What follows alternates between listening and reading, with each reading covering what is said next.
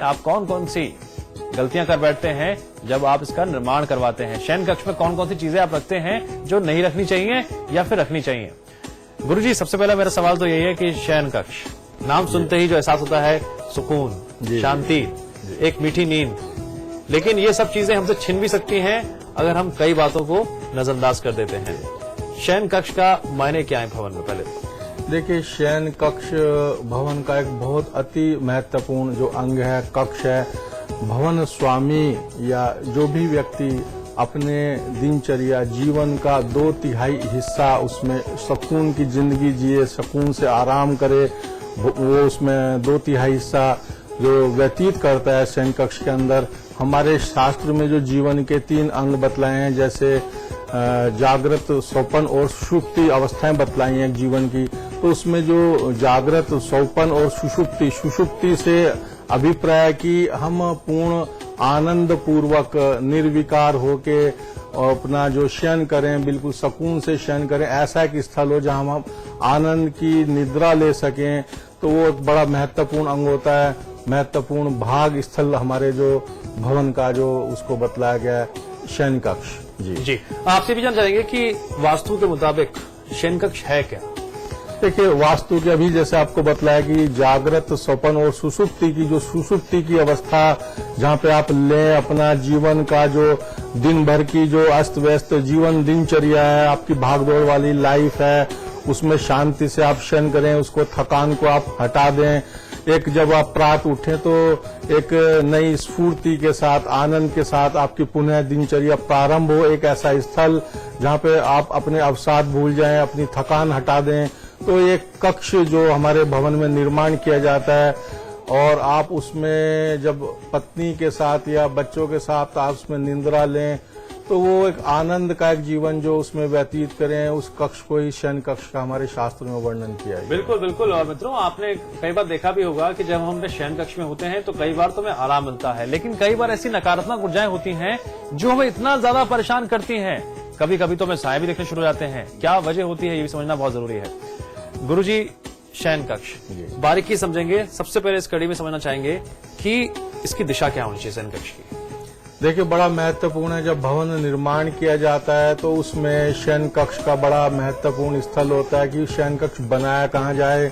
तो शयन कक्ष जो हमारे शास्त्र में लिखा है, जो ज्येष्ठ पुत्र या जो माता पिता होते हैं उनका शयन कक्ष दक्षिण दिशा में या जो दक्षिण पश्चिम का जो मध्य भाग होता है, नैऋत्य में बना सकते हैं, पश्चिम में बना सकते हैं। मुख्य शयन कक्ष जो होना चाहिए वो दक्षिण भाग में होना चाहिए। प्रथम ज्येष्ठ पुत्र का जो शयन कक्ष होता है, हमारे वास्तु जो विज्ञान सम्मत, वो दक्षिण दिशा उसको बतलाई गई है।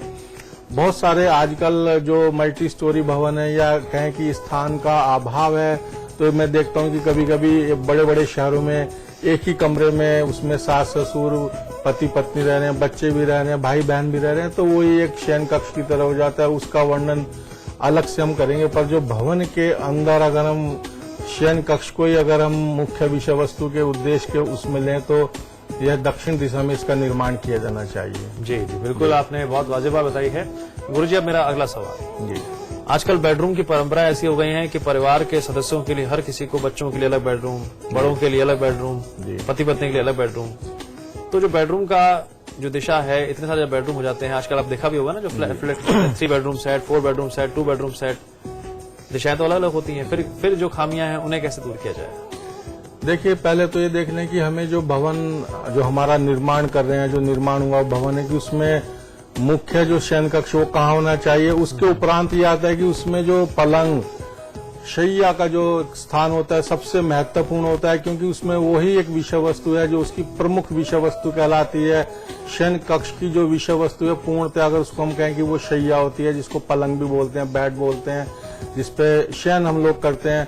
तो ये किस चीज की हो, किस लकड़ी की, किस काष्ठ की हो, किस धातु की हो, तो हमारे शास्त्रों में इसका बड़ा ही विशद वर्णन हुआ है। शयन कक्ष का बहुत बड़ा विशद वर्णन हुआ है जो हमारे प्राचीन वास्तु के ग्रंथ हैं।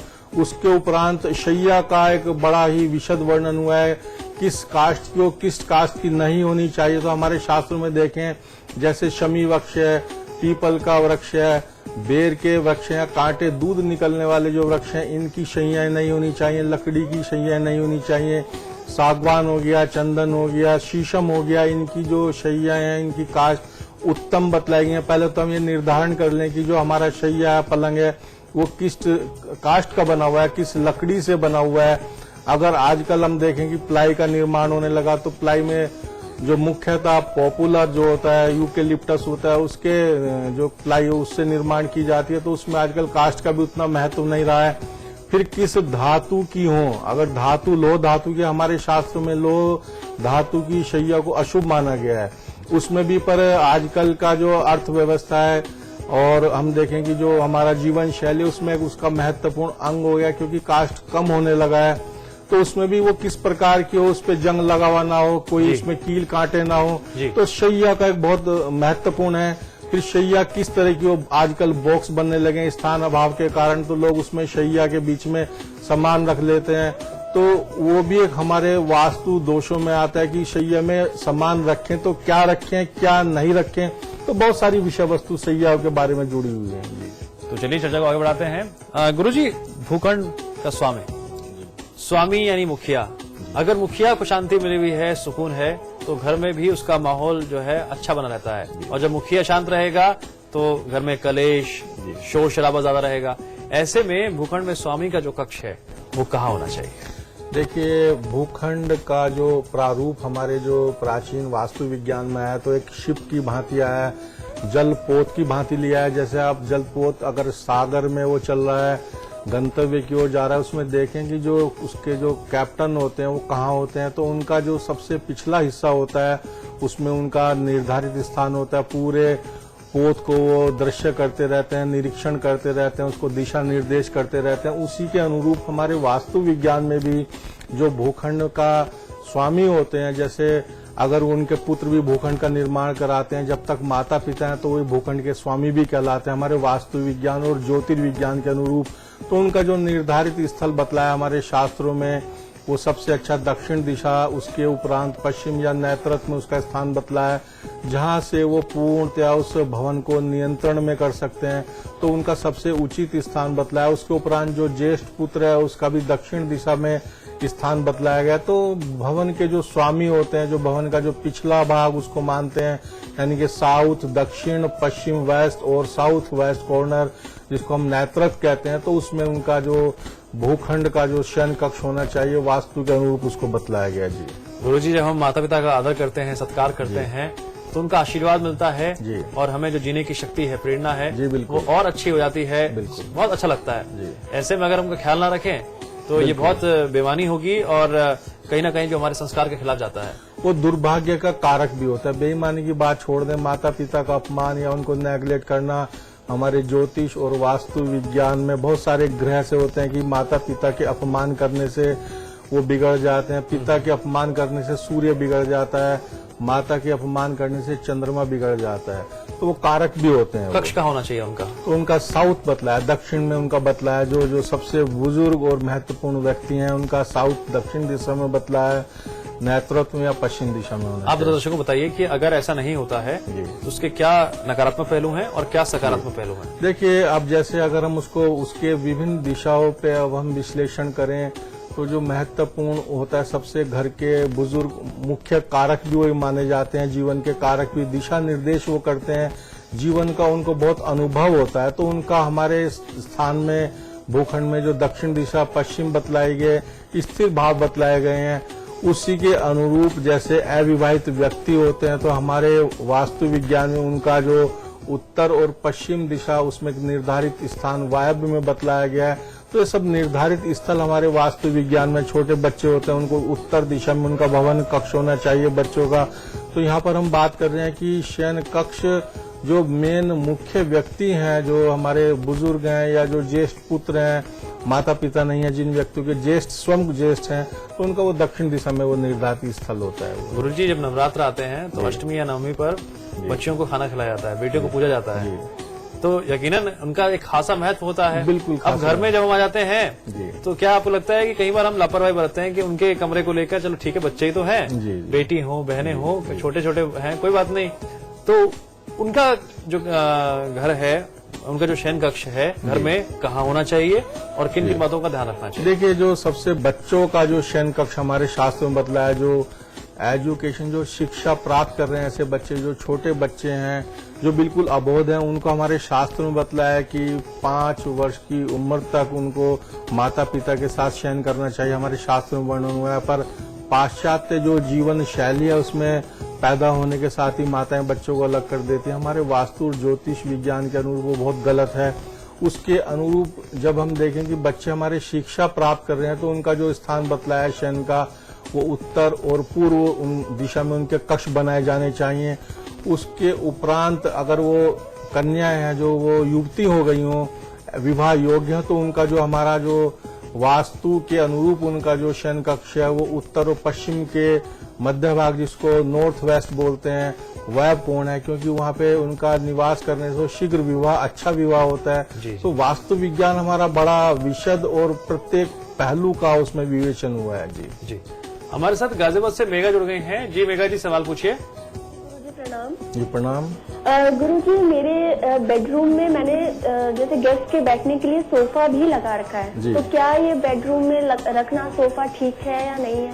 बिल्कुल आप लगा सकते हैं, कोई उसमें आपत्ति नहीं है, वास्तु के अनुरूप कोई दोष नहीं होता है, पर उसकी दिशा बड़ी महत्वपूर्ण होती है।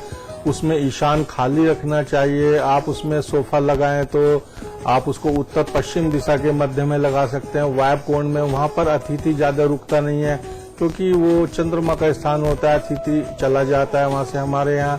तो उसको जो अतिथि के लिए शयन कक्ष में स्थान बतलाया गया है, उत्तर और पश्चिम का जो वायव्य कोण, नॉर्थ वेस्ट, उसको बतलाया, वहां पर आप सोफा रख सकते हैं। जी गुरुजी, काफी दिलचस्पी बढ़ती जा रही है कि शयन कक्ष से जुड़े कई ऐसे पहलू हैं जिनका सामने आना बाकी है।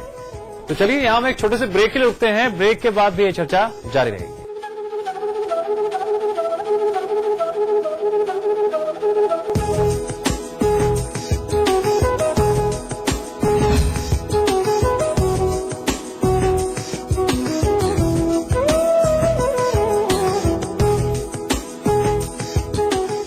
विराज कंस्ट्रक्शन प्रस्तुत करते हैं आपके शहर लखनऊ में फैजाबाद रोड पर संपूर्ण आवासीय योजना बीबीडी ग्रीन सिटी। निर्माण कार्य तीव्र प्रगति पर। आज ही संपर्क करें। दोस्ती करो, मोहब्बत करो, रहो हमेशा पास पास। 25 मिनट में 50 खबरें, कम वक्त में ज्यादा खबरें। देखिए बिना ब्रेक की खबरें। 25 मिनट में 50 खबरें, सुबह 9 बजे, दोपहर 12 बजे, शाम 5 बजे और रात 9 बजे, सिर्फ समाचार प्लस पर। My love of my life, Julie. उंगली खुजली ने प्लान बनाया क्विकली और 5 दबाया क्वाइटली। रिफ्रेशिंग मिनी गम। आजली क्या? खबरें जो देती है सिर्फ सच का साथ, खबरें जो करती है सिर्फ आपके हक की बात। समाचार प्लस, खबर वही जो हमने कही। खोल दो इन खिड़कियों को, इन दरवाजों को, किसी को गुदगुदाओ, किसी को गोद उठाओ, गले मिलो, आंख मिलाओ, ताया ताई, मौसा मौसी, सबसे प्यार करो, रहो हमेशा पास पास। सिर्फ 2 महीने की टिंकू और टीना एक दूसरे से अलग,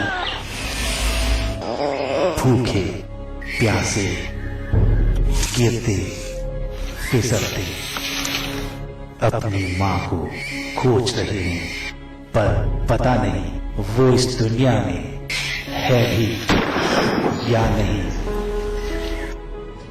आइए आवाज उठाएं, ब्लॉग लिखें, आपकी हर कोशिश असर दिखाएगी।